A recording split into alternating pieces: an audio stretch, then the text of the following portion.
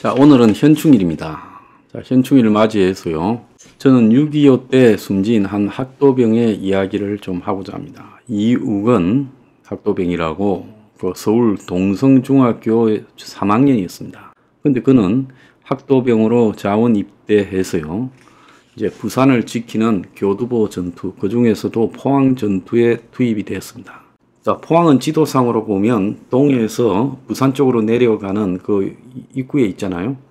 그래서 당시 낙동강 전선으로 한정이 되어서 포항부터 해서 대구 앞에 밀양, 어령 이런 쪽으로 나머지 그 낙동강을 중심으로 한 교두보만 남아 있었고, 나머지는 북한이 남한의 모든 부분을 점령해 있었습니다. 그래서 북한이 마지막으로 이제 포항 일대에서 교두보를 뚫고 들어오려고 공격을 다양하게 시도했습니다. 그 중에 포항에 이제 북한군 12사단이 8월 11일 홍해를 점령하고 포항 시내로 밀고 들어오려고 했습니다. 그 중에서 북한군 유격대, 북한군 766 유격대라는 별도로 움직이는 요즘 같으면 레인저 부대 같은 돌격대가 산을 넘어가지고 3, 4단의 후방 기지로 쓰이던 포항 여중 쪽으로 접근해 들어왔습니다. 근데 당시 3, 4단 병력들은요, 이제 포항에서 후퇴하려고 준비를 하고 있는데 북한군이 너무 빨리 쳐들어와서요, 학도병들을 포항 여중에 남기고 나머지는 후퇴 준비를 하고 있었습니다.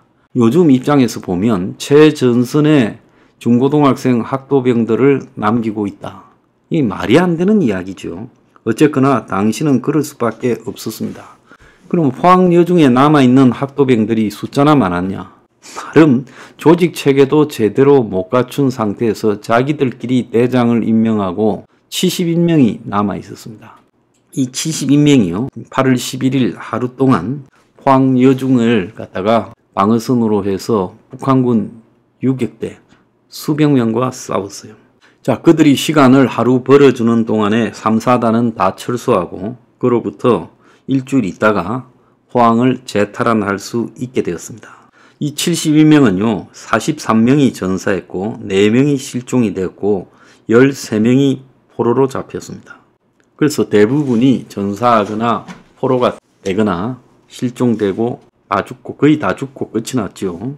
그때 이 전사한 한 학도병이 이 전투의 와중에서 어머니한테 편지를 썼습니다.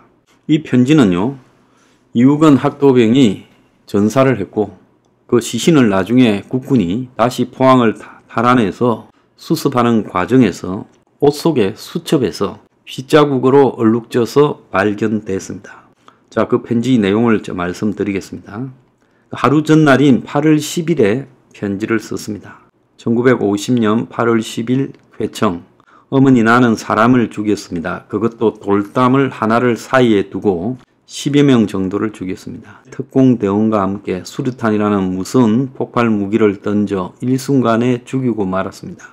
수류탄 폭음은 저의 고막을 찢었습니다. 지금 이 글을 쓰는 순간에도 제 기속은 무서운 경험으로 가득 차 있습니다. 수류탄 던지면서 고막이 터졌던 것 같아요. 어머님, 괴뢰군의 다리가 떨어져 나가고 팔이 떨어져 나갔습니다. 너무나 가혹한 죽음이었습니다. 아무리 적이지만 그들도 사람이라고 생각하니, 더욱이 같은 언어와 피를 나눈 동족이라고 생각하니 가슴이 답답하고 무겁습니다. 어머니, 전쟁을 왜 해야 하나요? 이 복잡하고 괴로운 심정을 어머니에게 알려드려야 내 마음이 가라앉을 것 같습니다. 저는 무서운 생각이 듭니다. 지금 제 옆에는 수많은 학우들이 죽음을 기다리고 있는 듯 적이 덤벼들 것을 기다리며 뜨거운 햇빛 아래 엎드려 있습니다. 저도 그렇게 엎드려 이 글을 씁니다. 괴뢰군은 지금 침묵을 하고 있지만 언제 다시 덤빌지 모릅니다. 저희들은 겨우 71명밖에 안 됩니다. 지금 어떻게 해야 될지 생각하면 무섭습니다. 어머니와 대화를 나누니까 마음이 조금 진정되는 것 같습니다. 어머니, 어서 전쟁이 끝나고 품에 안기고 싶습니다.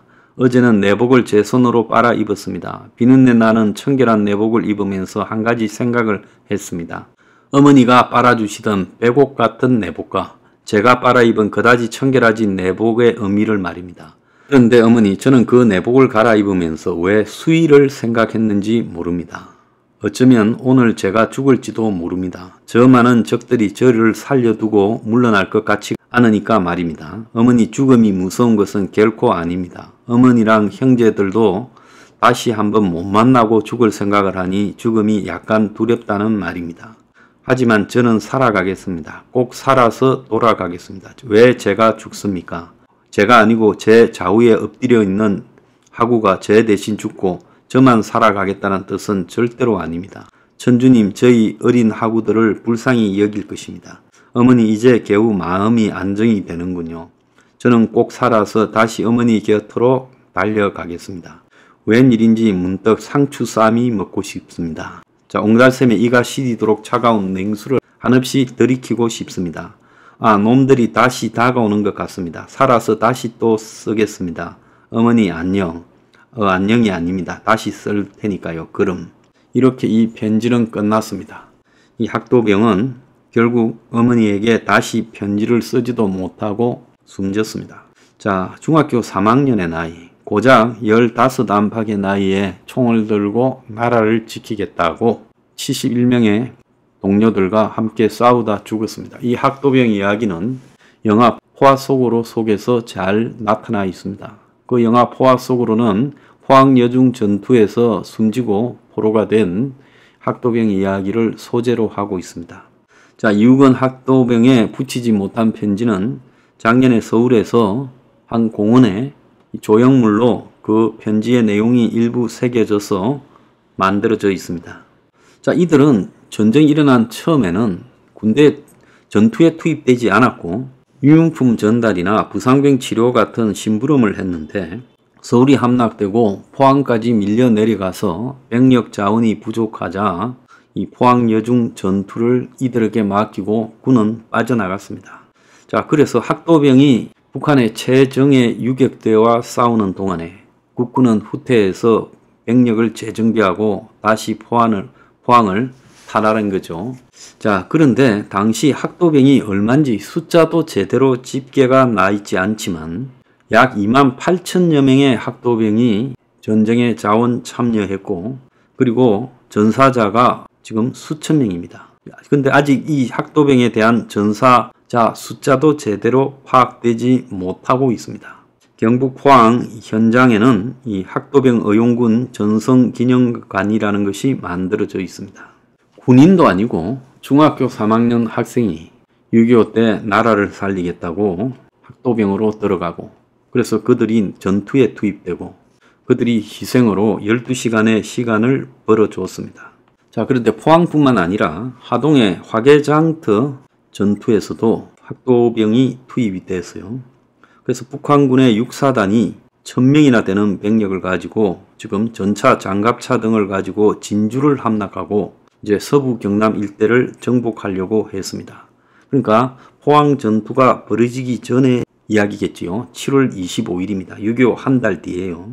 근데 하동 이 화개장터 앞에 주둔해서 적을 기다리고 있는 아군은 정규 군인도 아니고 전투경찰 부대도 아니고 15에서 18살의 학도병 183명이 전투를 기다리고 있었습니다. 전남, 여수, 순천, 보성, 강진, 고흥, 광양 17개 전남 학교에서 지원한 학도병들이 여수에 주둔했던 육군 5사단에 편입이 되어서 전투 개시 전에 9일간의 군사훈련, 총 들고 쏘는 것만 배우고 소총 한 자루씩 주어져서 그야말로 총알바지로 시간이나 좀 끌으라고 투입이 됐습니다. 그런데 이 183명의 학도병은 1000명이나 되는 북한군을 맞이해서 70명이 정사하면서 시간을 12시간이나 끌었습니다. 당시 어린 학도병들이 한국군 최고위 장성과 미군 중견 장교가 지휘하는 정규군, 병력 장비가 월등했던 그 정규군들이 하동 화개장터 옆에 개동 전투를 했는데 거기서 싸운 미군 한국군보다 훨씬 더 잘 싸워서 기적에 가까운 일을 했다고 그렇게 알려졌습니다. 자, 그래서 당시 해방이 되고 5년이 지났습니다. 나라가 만들어진 지 2년이 지났습니다. 그 시점에서 국가는 국민을 위해 아무것도 해주지 못했죠. 다만 우리의 나라였다. 노예제도만 없다라는 게 국가의 의미지, 국가가 해준 게 하나도 없는 그 시점에 학생들이 전쟁이 나니까 학도병으로 갔습니다. 서울 학생도 포항에서 싸웠고 전라도 학생들이 하동에서 싸웠습니다. 그래서 그들이요, 싸우다가 수십 명씩 전사하고 그러는 과정에 정규군들은 후퇴하고 전선을 정비할 수 있었습니다. 한마디로 학도병들을 총알바지 소모품으로 쓴 거지요. 그럼에도 불구하고 그들은 도망가지 않고 싸웠습니다. 자, 우리가 이런 학도병들의 순수함, 그런 순수함이 있기 때문에 죽을 때까지 싸운 거죠. 우리가 지금 안보, 보훈이라는 의미가 퇴색해버린 현 시대에서 우리가 어떻게 해석해야 될까요? 우크라이나에 지금 전쟁이 벌어지고 있습니다. 초반에는 사회지도층이나 젊은 사람들이 입대하고 싸우고 했는데요. 지금은 이 병력 자원이 모자라서 병력 비리가 워낙 심해서 젤렌스키 대통령이 모든 병무청장을 다 잘랐다고 합니다. 돈 받고 빼주는 일이 횡행해서 상류층들은 전부 전선에 군대 안 가고 전선에 투입되지 않으려고 했죠.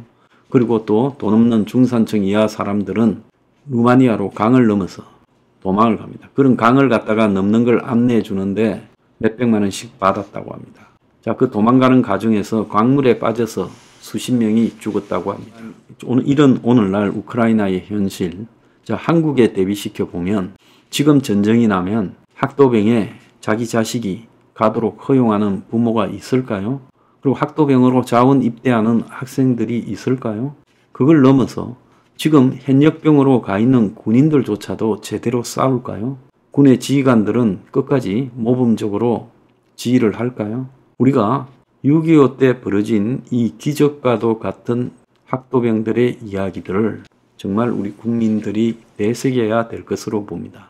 군인으로 가서 장렬하게 전사한 사람들은 많지만 학생이 군대 갈 나이도 안 되는 어린 학생들이, 중학생, 고등학생들이 총을 메고 북한군을 상대로 싸우다가 자기 목숨을 초계같이 버렸습니다. 앞서 이육은 학도병이 쓴 편지요. 얼마나 두려웠겠어요? 희망이라고는 있었겠습니까? 그래도 어머니한테 마지막 편지를 쓰고 그는 편지를 쓴 직후에 전사한 것으로 보입니다. 그래서 붙이지 못한 피로 얼룩진 편지가 발견된 거죠. 자, 우리가 이 학도병들을 생각하면서 6.25의 의미, 6월 보훈의 달의 의미를 좀 새겨보기를 바랍니다. 지금 안보 위기가 6.25 때 이후 가장 경각에 달할 만큼 위험한 현실에서 우리가 정말 안보에 대해서 좀 되새겨보는 계기가 되기를 바랍니다.